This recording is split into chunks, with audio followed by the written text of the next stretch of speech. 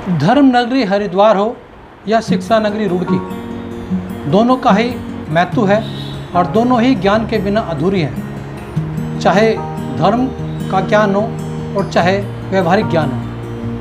शिक्षक दिवस के उपलक्ष्य में यदि हम बात करें तो दुनिया भर में रुड़की का नाम सबसे पहले लिया जाता है।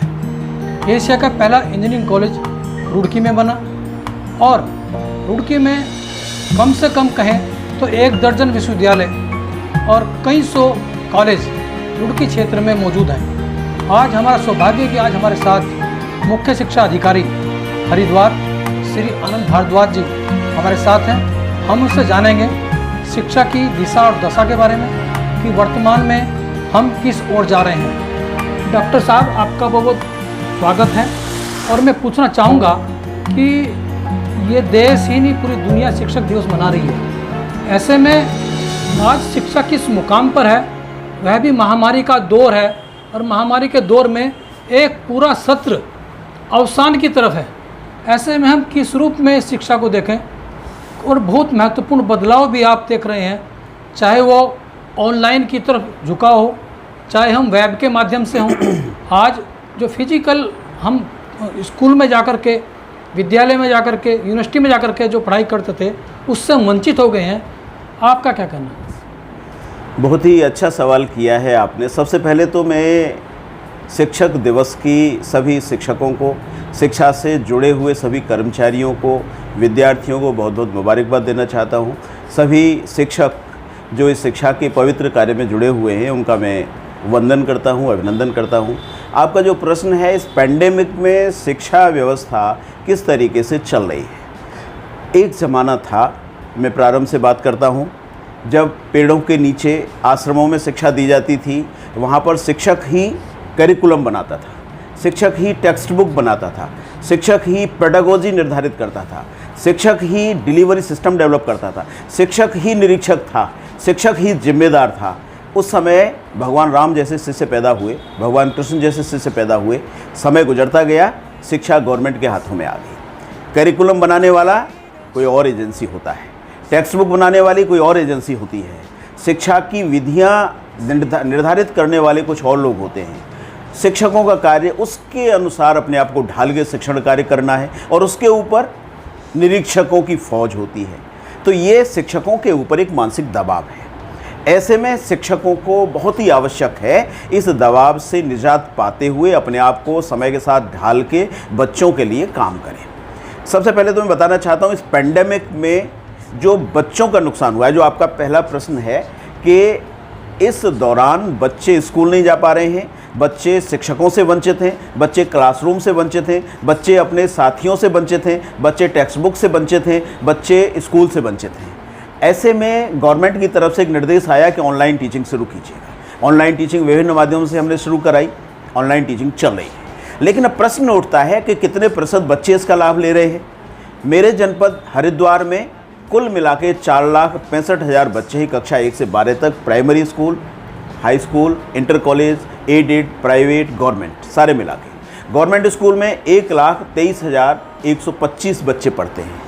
जब मैंने एक सर्वे कराया तो हमारे यहाँ केवल 18% बच्चों के पास स्मार्टफोन है, उनको ऑनलाइन सुविधा मिल रही है। अब जो बचे हुए बच्चे हैं 82%, उसकी हमें चिंता करनी है। हमारे जो जिलाधिकारी हैं बहुत ही सेंसिटिव है इस मामले में, श्री एन रविशंकर जी, उन्होंने ये बात कही। उन्होंने कहा कि मैं उन बच्चों की चिंता करता हूं जो बच्चे ऑनलाइन टीचिंग से जुड़े हुए नहीं हैं। वो आखिर करेंगे क्या? जब स्कूल खुलेंगे वो बच्चे पीछे हो जाएंगे और वो बच्चे आगे हो जाएंगे जो ऑनलाइन टीचिंग से जुड़े हुए हैं। तो गरीब बच्चों का भारी नुकसान होने जा रहा है। इसके लिए हमने डिस्ट्रिक्ट हरिद्वार में एक प्रयोग किया। हमने कार्यक्रम चलाया, मेरा घर मेरा स्कूल। इसके लिए 3500 हमारे 3,500 एनएसएस के वॉलंटियर्स हैं। उन्होंने अपने घर के आसपास 10-10 बच्चे एकत्रित करके छोटे छोटे ग्रुप में पढ़ाना शुरू किया।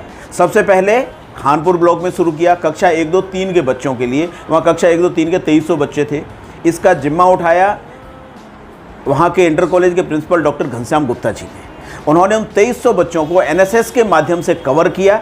जब ब्लॉक खानपुर हमारा कवर हो गया तो हमने 26 जुलाई को डाइट में पूरे डिस्ट्रिक्ट में ये प्रोग्राम लॉन्च कर दिया। और अब लगभग 32,000 बच्चे कक्षा 1, 2, 3 के इससे जुड़ चुके हैं। अच्छा डॉक्टर साहब, मैं पूछना चाहूँगा आपसे कि जो नई शिक्षा नीति आई है इसी बीच में आप कुछ परिवर्तन महसूस कर रहे होंगे, और चूँकि पहले की पद्धति में अभी बहुत सारे आमूल परिवर्तन हुए हैं, तो उसको इस वातावरण में किस रूप से आप देखते हैं कि क्या वो आशाजनक है? क्या हम उससे कुछ ये मानकर चल सकते हैं कि निश्चित रूप से नई शिक्षा नीति हमारे भविष्य के लिए वरदान होगी? देखिए, न्यू एजुकेशन पॉलिसी के बारे में बहुत दिन से वेबिनार्स चल रहे हैं, बहुत प्रयोग चल रहे हैं, बहुत सारे मीटिंग्स चल रही हैं। जो सबसे बड़ा और क्रांतिकारी परिवर्तन है, जिस पर सबसे कम चर्चा हो रही है, मैं उसकी बात करूंगा। अभी तक हर शिक्षक चिंतित था कि उसका यहाँ से रुड़की से ट्रांसफ़र सीधे रुद्रप्रयाग हो जाएगा, पहाड़ पे हो जाएगा। अभी तक वो यहाँ के परिवेश को जानता है, यहाँ के परिवेश के हिसाब से टीचिंग कर रहा है। उसके बाद में फिर उसे पहाड़ पे जाना पड़ेगा, या पहाड़ वाले शिक्षक को यहाँ आना पड़ेगा। अब उसमें जो व्यवस्था है वो ये है कि स्कूल कॉम्प्लेक्सेज स्थापित करने हैं। जैसे मान लीजिए पनियाला का, आपके रुड़की में पनियाला का एक स्कूल कॉम्प्लेक्स स्थापित कर दिया और उसके 50 स्कूलों का एक स्कूल कॉम्प्लेक्स बना दिया, तो उस स्कूल कॉम्प्लेक्स में पढ़ाने वाले शिक्षक बाहर नहीं जाएंगे, उसी इलाके में रहेंगे। ट्रांसफ़र पॉलिसी ऐसी बनेगी कि वहाँ के शिक्षक वहीं पे काम करेंगे, उस स्कूल कॉम्प्लेक्स के अंदर ही उनका ट्रांसफ़र होगा। तो परिवेश एक जैसा रहेगा, लोकल जो सिलेबस है उससे वो परिचित रहेंगे। दूसरा, वहाँ का एक लोकल अधिकारी हो जाएगा, एक लोकल अधिकारी एक स्कूल कॉम्प्लेक्स पे काम करेगा, तो उनकी जितनी प्रशासनिक दिक्कतें हैं, जिसके लिए वो अभी हरिद्वार भागते हैं, कभी देहरादून भागते हैं, उनके अपने कॉम्प्लेक्स में ही एक अधिकारी बैठेगा जो उनकी सेवा संबंधी सारी दिक्कतों को दूर कर देगा। तो इसका लाभ निश्चित रूप से बच्चों को मिलेगा। आपने निश्चित रूप से एक अच्छी बात कही है कि जो एक तलवार लटकी रहती थी ट्रांसफ़र की, उससे निजात मिलेगी।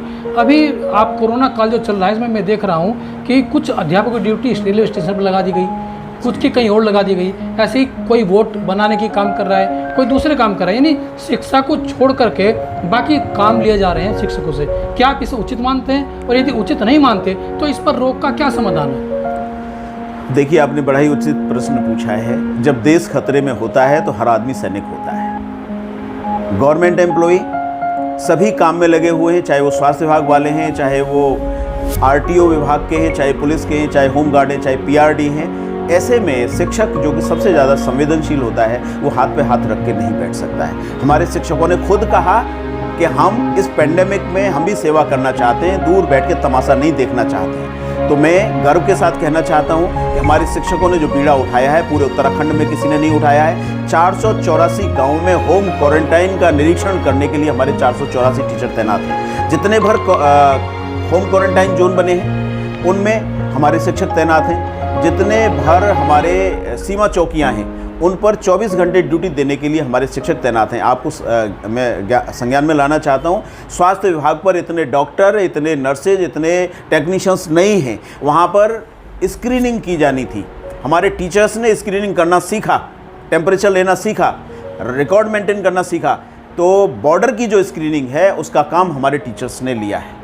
कुल मिला के 1500 टीचर्स हमारे इस काम में लगे हुए हैं। और मैं इसके साथ ये भी बता देना चाहता हूँ कि वो विभागीय कार्यों को भी सही तरीके से अंजाम दे रहे हैं, बच्चों को भी उचित गाइडेंस दे रहे हैं। ऐसे कोरोना योद्धाओं को मैं नमन करता हूँ इस शिक्षक दिवस के मौके पर। और वाकई मैं उत्साहित भी करना चाहता हूँ।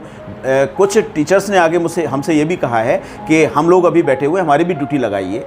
तो ये थे डॉक्टर आनंद भारद्वाज जी, मुख्य शिक्षा अधिकारी हरिद्वार, जो हमें बता रहे थे कि NSS के विद्यार्थियों ने किस तरह आशाजनक रूप से उन वंचित बच्चों के लिए काम किया है। और वो जो वॉलंटियर्स, जो शिक्षक हैं, जो कोरोना की महामारी में जो लगे हुए हैं वॉरियर के रूप में, उनको भी हम सैल्यूट करते हैं। और आपका बहुत बहुत धन्यवाद निश्चित रूप से बात करने के लिए। और फिर हम किसी से बात करते हैं। जय हिंद, जय भारत, नमस्कार।